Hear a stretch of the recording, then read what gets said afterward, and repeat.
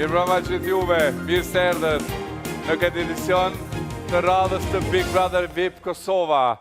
Shtëpia vjen dhe sa më shumë po bëhet edhe më e tendosur dhe tensionet po shtohen në presionin e lojës.